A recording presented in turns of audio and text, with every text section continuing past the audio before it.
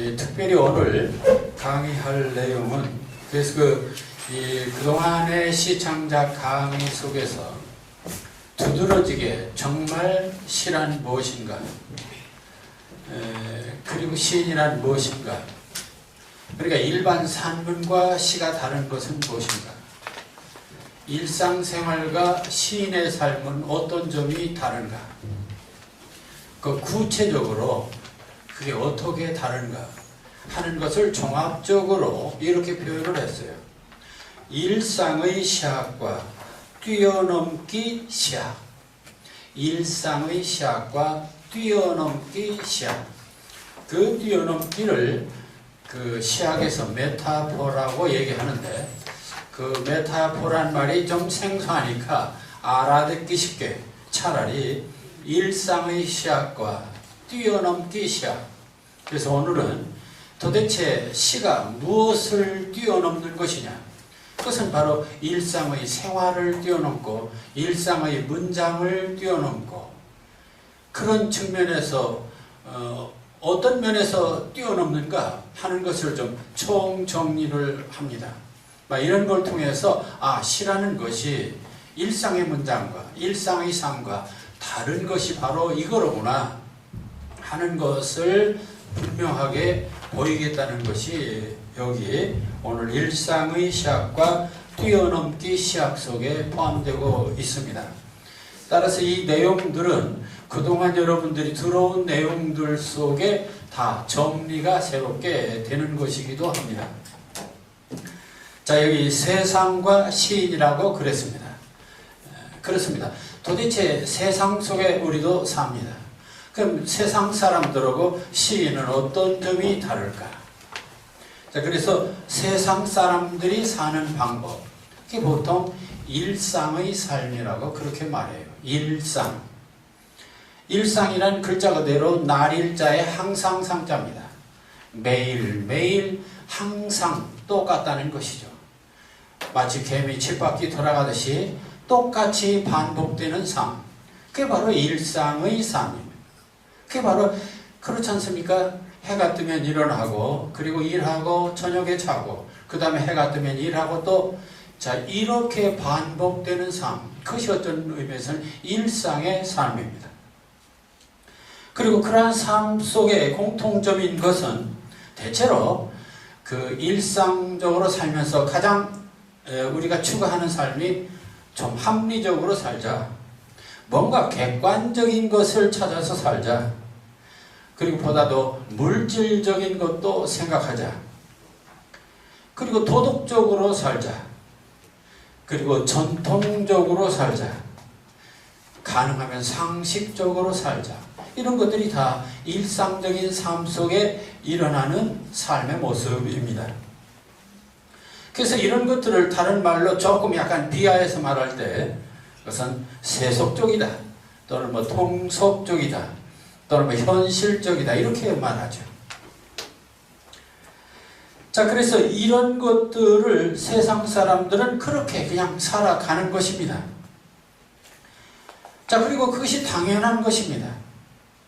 이러한 세상살이에서 도대체 시인은 그럼 어떤 점이 다르냐? 그 시인의 존재감, 시의 본질, 시의 목적, 시의 존재가 이유가 도대체 뭐냐 하는 것들을 좀 근본적으로 살펴본다. 그런데 일상의 삶을 살면서도 조금 좀 가치 있게 의미 있게 살자라고 내세우는 그런 삶이 있습니다. 그걸 가리켜서 우리가 보통 창조적인 삶이라고 그러죠. 그래서 창조적인 삶이란 일상의 삶에서 한 걸음 좀 나아가는 삶. 인간을 꿈꾸고 욕망하고, 그래서 변화하고 개혁하는 삶. 보다도 미래를 꿈꾸고, 보다도 앞날을 내다보고, 반성하고, 그래서 현재를 개혁하고, 그래서 새롭게 창조해가는 삶.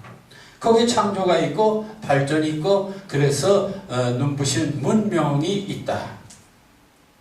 자, 그런데 여기서 하나 문제는, 이러한 일상인들의 삶 속의 창조적인 삶은 대체로 거기에는 너무 물질적이고 기술적이고 또 정치적인 요소들이 많습니다. 물질적으로 창조하고 기술적으로 창조하고 정치적으로 새롭게 창조한다는 얘기죠. 따라서 시인은 그보다는 좀 정신적이고 정서적이고 영적인 영역에서 변화와 개혁을 추구하는 그런 창조적인 삶이다. 다시 말해 일상인들의 삶보다 다른 점이 뭐냐? 창조적인 삶을 추구하는데 그 창조적인 삶 속에서도 특히 정신적이고 영적이고 그리고 정서적인 그런 새로움과 변화를 추구하는 삶, 이게 바로 시인의 삶이 아니겠는가, 그런 얘기가 된다는 얘기죠. 자, 그래서 이 시인이 사는 길, 따라서 시인의 삶은 일상적인 삶, 물질적이고 기술적이고 지적이고 또 창조적인 그런 삶보다는 정신적이고 정서적이고 영적인 삶을 추구한다. 그러기 위해서 시인은 일상적인 것, 물질적이고 문명적인 것들에서 벗어나야 된다. 오늘 얘기하고자 하는 뛰어넘기, 바로 그것은 일상에서 뛰어넘어야 하고 물질적이고 기술적인 창조에서 뛰어넘는 그런 그 뛰어넘기에서 바로 시인의 존재가 있다. 그렇게 얘기할 수 있습니다. 자, 여기서 그 라신느라고 하는 사회학자가 그 숨은 신이라는 그런 저서를 써서 아주 세계적으로 그 문제를 일으켰던 그 일이 있었습니다. 근데 그 사람이 인생이 사는 방법에, 다시 말하면은 이 세상이 완벽하다면야 뭐 고민할 것 없겠지만 사실은 모순투성이의 현실입니다. 그래서 이 모순투성이의 현실에서 어떻게 우리는 살 것인가, 그 사는 방법에 4가지가 있다고 말합니다. 그럼 첫째는 무엇인가? 현실하고 타협하는 삶입니다. 그냥 좋은 게 좋다 하고 현실과 뭐 이래도 좋고 저래도 좋은 현실과 타협하는 삶입니다. 두 번째 삶은 현실과 대결하는 삶입니다. 이래서는 안 되겠냐 하고 대결하는 삶입니다. 그러나 그거보다는 아예 아이고 막 다 귀찮다, 그래서 아예 도피해버린 현실 도피입니다. 이런 삶이 또 세 번째 유형으로 나올 수 있다는 것이죠. 그리고 네 번째로는 이러한 도피가 아니라 이 모든 것들을 초월하는 삶, 이 모든 것들을 초월하는 삶, 그 초국이라는 말을 씁니다. 그러니까 이런 것들은 다 대결하고 타협하고 도피하고, 이게 바로 일상적인 이 세속적이고 현실적인 삶이라는 것이죠. 그래서 그것을 아예 초월해 보겠다는 그런 생각, 그런 유형이 가능하다는 얘기입니다. 그렇다면 시인은 무엇일까? 바로 이런 것들을 초월하는, 이것을 초국하려고 하는 그런 삶이 바로 시인의 삶이다. 자, 이를 뒷받침하는 결정적인 시학 원리가 바로 웰렉과 워렌이 말하는 시는 뭐냐? 리듬과 메타포다. 뭐 리듬은 다 반복적이고 그런 거라는 걸 우리가 잘 압니다. 그리고 여기서 메타포라는 얘기. 그러니까 시의 생명은 메타포입니다. 메타포. 자, 메타포라고 그랬습니다. 이거 수없이 우리가 얘기를 해온 것입니다만은 메타포, 이 메타라는 것은 오버, 넘어가다. 포라는 건 캐링, 옮기다. 넘어서 옮기는 것, 현실 그대로 안주하는 게 아니라 그것을 넘어서 옮기는 것, 이게 바로 메타포입니다. 그러니까 시인이란 현재를 그대로 인정하고 선호하고 뭐 거기서 대결하고 이런 게 아니고 아예 그걸 완전히 다른 데로 옮겨버리는 것, 세상을 딴 세상으로 옮겨버리는 것. 자, 이게 바로 메타포입니다. 그래서 시인은 늘 그런 모든 면에서 아예 넘어서고 옮기는 작업, 이 작업을 한다는 얘기입니다. 그리고 이것은 단순히 비유적으로만 얘기하는 것이 아니라 시의 근본이 그렇다는 얘기입니다. 그래서 시의 근본이 그런 이유를 이제 오늘 쭉 나열을 해서 리스트를 한번 체크를 해 보는 것입니다. 그러니까 우리가 사실은 시공부를 해왔는데 그 시공부 속에서 가장 중요하게 주장했던 내용들이 무엇이냐, 이것들을 정리해 보면은 단지 이것은 메타포라는 것이 은유다. 은유라는 것은 내 마음은 호수요. 그래서 마음은 호수다. 그러니까 이런 일종의 하나의 비유법이다 또는 은유법이다, 이런 정도가 아니라 시라는 것은 근본적으로 기존의 모든 것들을 넘어서려는, 벗어나려는 그런 행위, 그런 개척, 그런 창조가 있습니다.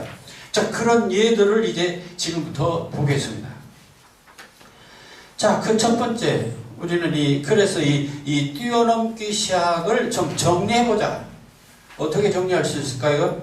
제일 첫 번째, 우리가 제일 많이 시학에서 얘기한 소리가 이런 겁니다.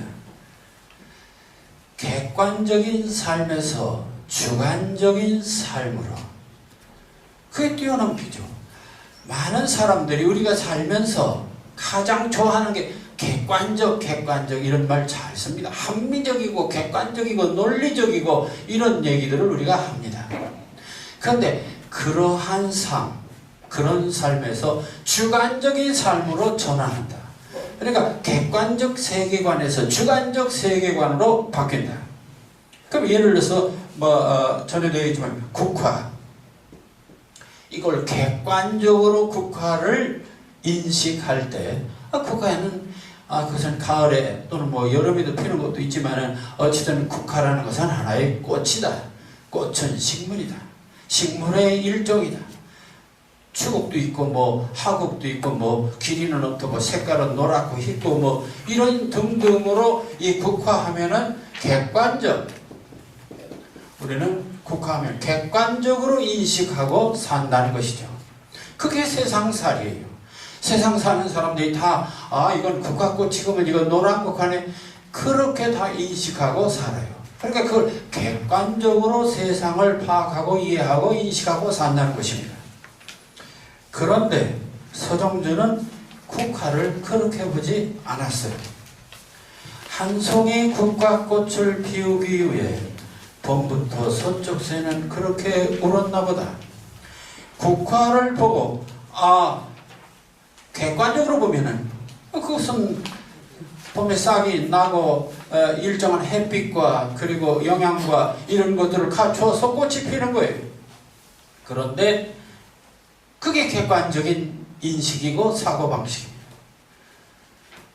그런데 서정주는 한 송이 국화꽃을 피우기 위해 봄부터 서쪽 새는 그렇게 울었나 보다. 이게 국화꽃이 피는 것이 거름기라든지 햇빛이라든지 공기 물기가 아니고 바로 서쪽 새가 운 것이 바로 국화꽃이 피는 이유가 됐을 것이다. 자, 이렇게. 자, 그러니 이것은 완전히 객관적인 생각이 아니라 주관적이죠. 그 다음에 한 송이 국화꽃을 피우기 위해 천둥은 먹구름 속에서도 그렇게 국화꽃이 피우기 위해서 천둥이 여름 천둥이 그렇게 우는 것도 국화꽃을 피우기 위해서. 그러니까 국화꽃이 핀 이유가 수분이나 태양이나 거름이나 이런 게 아니고 천둥이 국화꽃을 피우게 대한 이유가 된다는 얘기입니다. 그러니 이것도 객관적인 것이 아니라 철저히 주관적인 얘기입니다.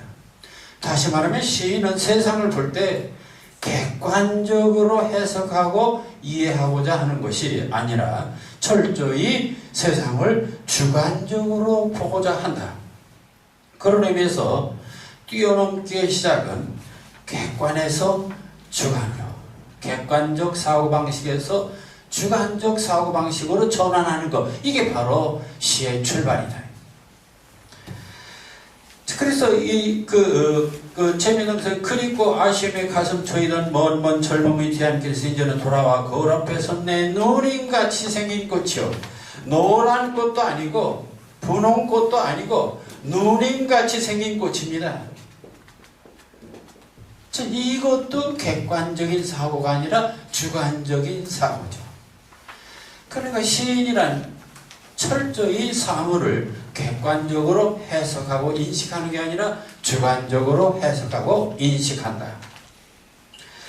자, 그런데 재미있는 것은 객관적으로 인식한 것은 이해는 되는데 문제는 그 속에 아무 감동이 없습니다.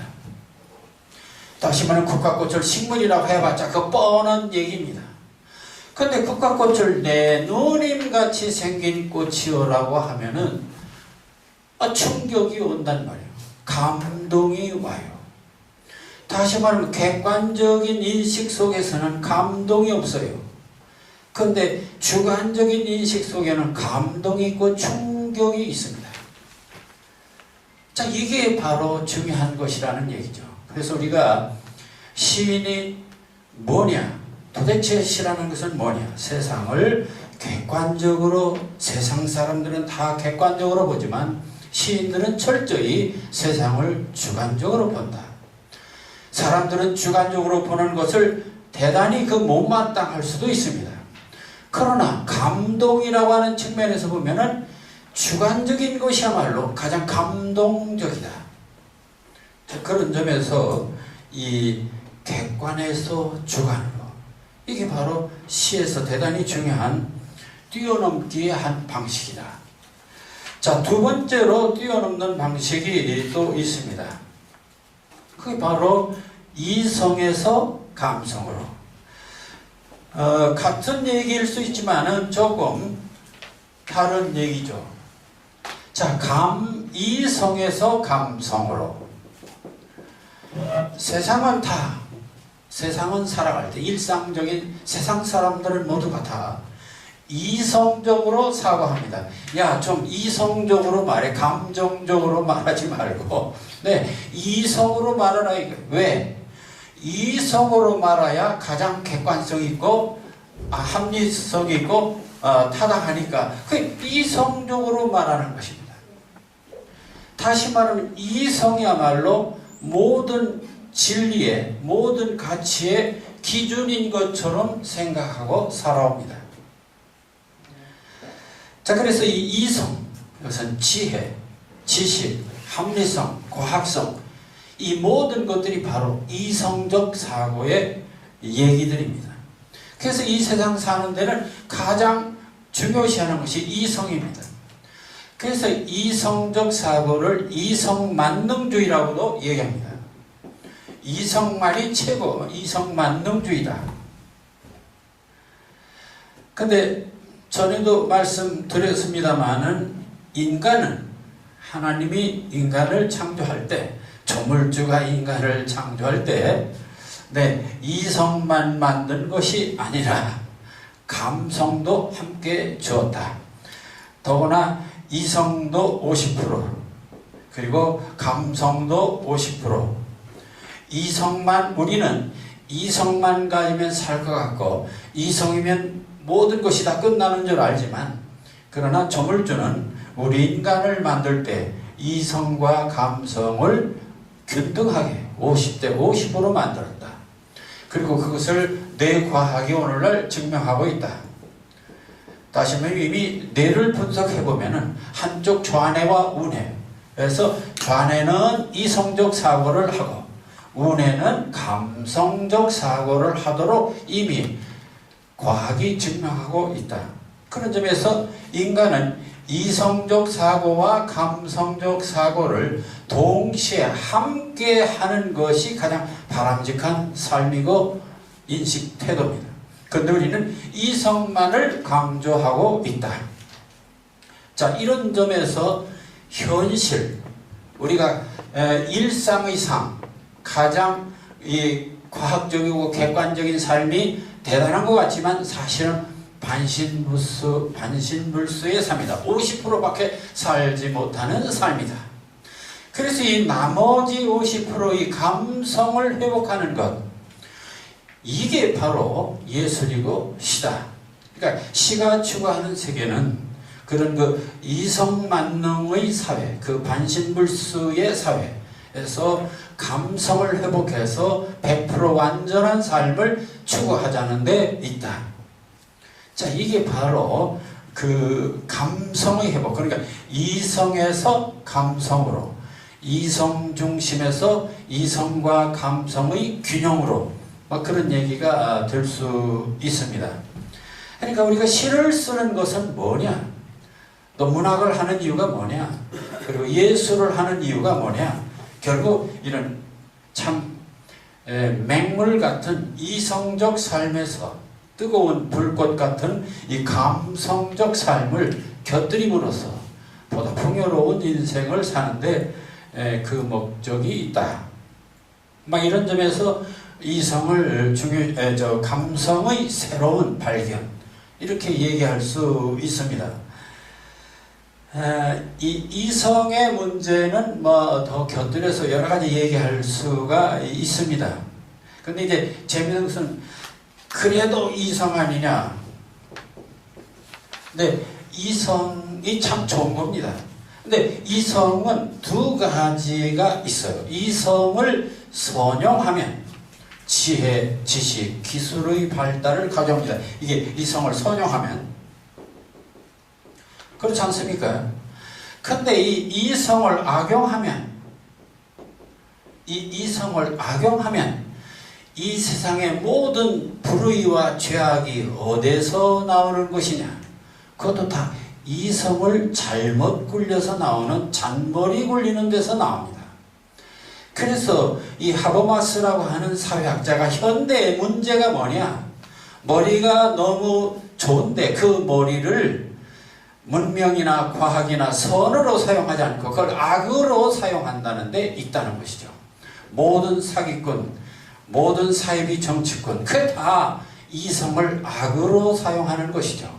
이 문제가 있다는 것입니다. 그래서 그 악으로 사용하는 이성을 우리는 그 도구적 이성, 다시 말하면 타락한 이성이라고 말합니다. 어쨌든 이성만이 인간의 전부가 아니다. 감성과 함께 50대 50으로 균형을 맞춰야 된다. 손바닥을 들여다보고 있으면 나의 얼굴이 보인다. 내게로 불 밝혀 가야 하는 땅이 보인다. 이 이성선의 이 손의 명상, 우리가 감상한 일이 있습니다. 손바닥을 들여다보고 있으면 나의 얼굴이 보인다. 네, 이것도 손바닥을 이성적으로 보면 그것은 육신의 일부일 뿐입니다. 근데 그걸 감성적으로 보면 그 속에 내 얼굴이 보일 수 있다는 얘기입니다. 내게로 불 밝혀가는 땅도 보인다.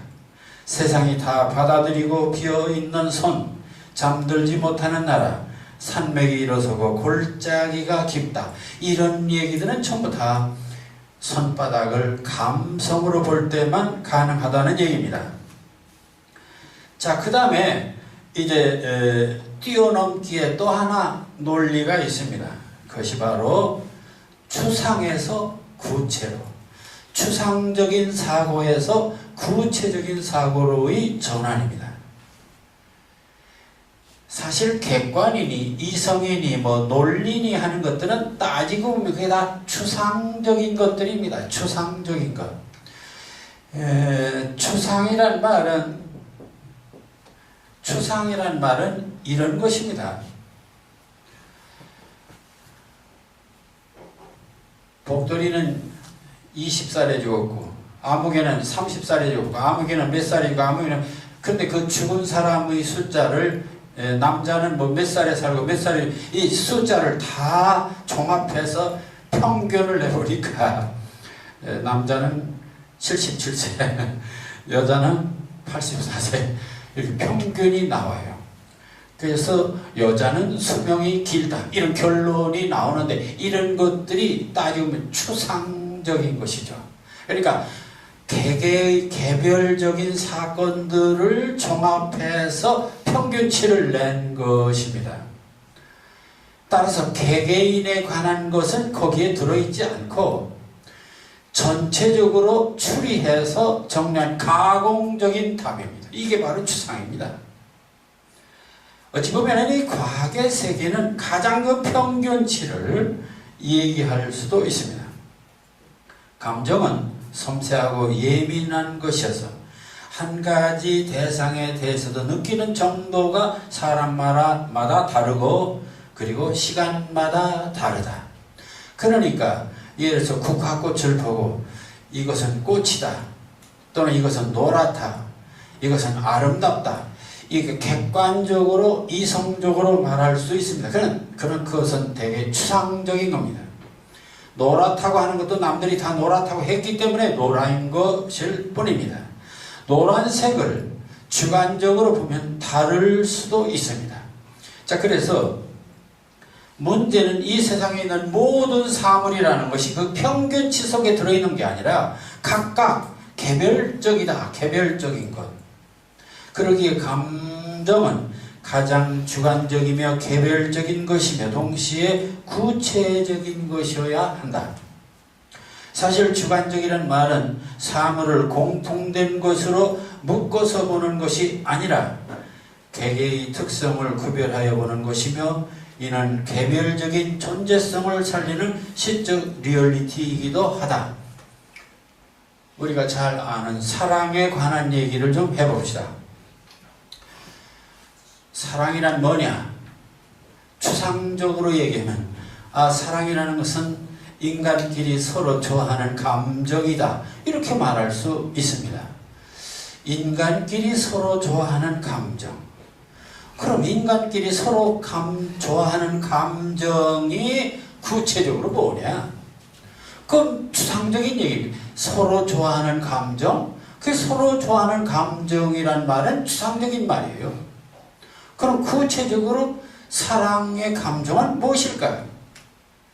여기 김수용의 사랑에서 그 답을 해주고 있습니다. 어둠 속에서도 불빛 속에서도 변치 않는 사랑을 배웠다. 아주 구체적이죠.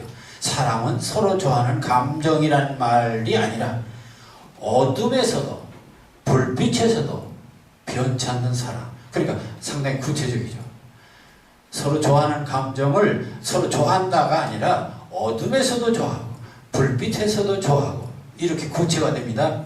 더 구체가 됩니다. 그러나 너의 얼굴은 어둠에서 불빛으로 넘어가는 그 찰나에 꺼졌다 살아났다. 너를 좋아하는 감정이 어떤 거냐? 바로 어둠에서 불빛으로 넘어가는 그 찰나에 꺼졌다 살아났다. 깜빡깜빡 한다는 것입니다. 훨씬 구체적이죠. 너의 얼굴은 그만큼 불안하다. 서로 좋아하는 감정이란 막연한 말보다는 훨씬 구체적으로 표현이 되어 있습니다. 그러니까 시라고 하는 것은 그런 구체적인 세상 사람들 다 구체적으로 표현해요. 그것을 굉장히 유식하다고 말하죠. 논리적으로 이론적으로 말하면 유식한 것 같지만 구체성이 없어요. 그래서 시는 그 구체성이 없는 것을 구체적으로 드러냅니다. 자, 그것을 김소월의 금잔디에서도 수없이 얘기가 된 것입니다. 그냥 잔디가 있다. 한마디 했으면 될 일이지. 그렇지 않습니까? 여기에 잔디가 있다. 그렇게 한마디 할 수 있는 얘기입니다. 그런데 김소월은 여기에 잔디가 있다가 아니고 잔디, 금잔디. 잔디가 어떤 잔디냐? 금잔디다. 근데 그것도 구체화된 것입니다. 그런데 그 잔디가 어디 있느냐? 심심산천에 붙은 푸른 가시니 무덤가의 금잔디. 금잔디가 어디 있는 금잔디냐? 심심산천에 붙은 불, 깊고 깊은 산골에 불처럼 타오르는데 그것은 하필이면 떠나간 님의 무덤가에 있는 금잔디다.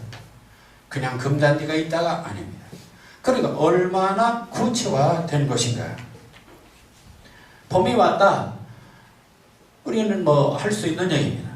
그러나 봄이 어느 만큼 왔느냐, 어떻게 왔느냐, 이걸 구체화시키는 것입니다. 봄이 왔네, 봄빛이 왔네, 버드나무 끝에도 실가지에. 얼마나 구체적입니까? 봄빛이 왔네, 봄날이 왔네, 심심산천에도 금잔디. 자, 이렇게 해서 김소월의 금잔디를 보면은 정말 그 추상에서 구체로 얼마나 그 감정을 구체적으로 표현하려고 하는가. 그리고 그렇게 구체적으로 표현하니까 마음이 움직인다는 얘기입니다. 이것도. 그러니까 사랑은 인간끼리 서로 주고받는 감정이다. 그래봤자 그게 아무 필요 없습니다. 느낌이 없어요. 그러나 너의 얼굴은 어둠에서 불빛으로 넘어가는 그 찰나에 꺼졌다 살아났다. 너의 얼굴은 그만큼 불안하다. 내 여기는 애절한, 간절한 사랑의 관계가 구체적으로 드러나고 있습니다. 자, 그러니까 시라고 하는 것은 이렇게 구체 추상에서 구체로, 이것도 하나의 시의 한 방법이고, 결국은 어떻게 이 일상적 사고에서 뛰어넘을 것인가 하는 방법 중에 하나라는 얘기입니다. 그 다음에 이제 시에서 우리가 생각할 것은 이 과학적 진실에서 시적 진실로. 우리는 진실을 대단히 중요시합니다. 우리가 사는 이유가 다 진실을 찾고 진실을 실현하기 위해서 삽니다. 가장 목숨처럼 아껴야 될 것이 바로 진실, 리얼리티, 트루스, 진실, 진리입니다. 진리가 실현되어야 되겠고 진리가 중요합니다. 그런데 우리는 지금까지 진리, 진실 하면 가장 믿을 수 있는 진실이, 진리가 뭐냐? 그 과학이라고 생각했습니다. 과학만이 진실이고 진리다. 과학적이어야 된다. 다시 말하면 증명이 돼야 되고 실험되고 증명되고 분석되고 그렇습니다. 이게 바로 진실. 그래서 과학적 진실만이 진리다. 그러니까 야, 그건 비과학적이야. 그런 건 진리가 아닙니다. 그래서 이 과학적이어야만 진리라고 생각합니다. 그래서 우리는 과학이 마치 하나님처럼 생각하고 있어요. 그런데 현대에 와서 과학도 문제가 생겼습니다. 우리가 생각할 때 과학은 절대적인 것이라고 생각했는데 과학도 관점에 따라 다르다. 관점에 따라 정답이 다르다. 이게 문제입니다. 우리는 과학은 무조건 다 정답이 똑같이 있는 것으로 알았습니다. 근데 또 관점에 따라서 다르다. 이 관점에 따라 다르다를 요즘 말로 패러다임이라고 그럽니다.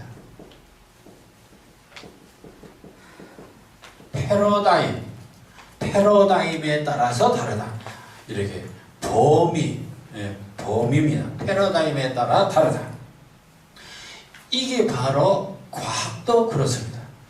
똑같은 것이지만 과학도 패러다임에 따라서 다르다. 그 예를 전기라든지 빛이라든지 이런 것들을 물리적으로 보면은 이게 파동이지만 화학적으로 보면 이게 입자다.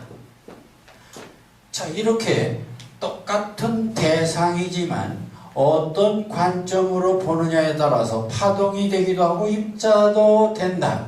그래서 결론을 얻었어요. 아, 이 지상에 있어서의 모든 진리란 절대적인 진리는 없다. 오직 이 지상에 있다면 상대적 진실,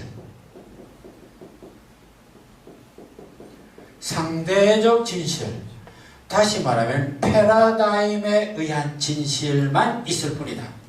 어떤 조건 하에서만 진실이 있어요. 어떤 조건, 다시 말하면 그 패러다임.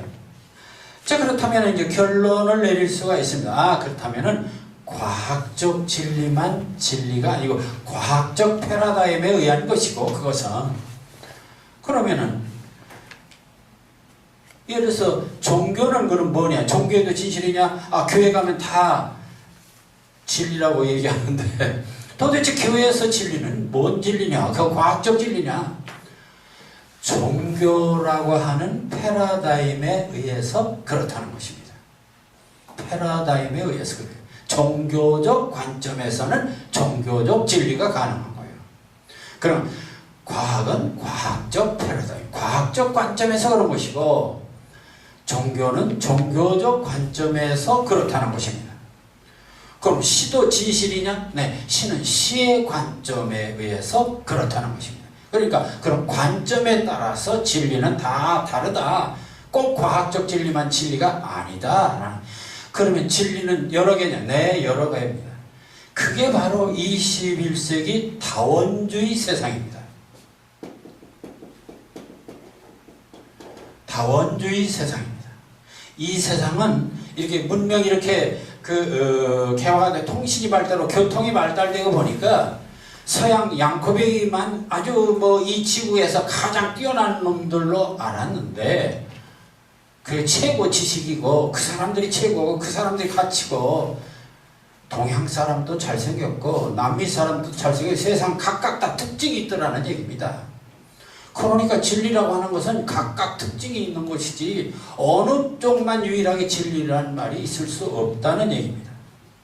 자, 그런 점에서 시는 시 나름대로 진리가 있다.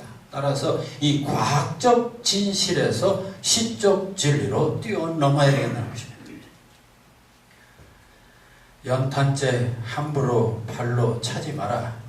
너는 누구에게 한 번이라도 따뜻한 사람이었느냐? 이 안도현의 너에게 묻는다. 연탄재를 과학적으로 보면은 이미 불태워버리고 남은 재 아주 쓸모없는 것입니다. 그런 그 불에 타버린 쓸모없는 잿더미, 이게 과학적 진실이에요. 그러나 시인이 볼 때는 그 연탄이 그 자기를 태워서 사람들을 따뜻하게 하는 것, 그거야말로 하나의 희생이고 헌신이 아니냐.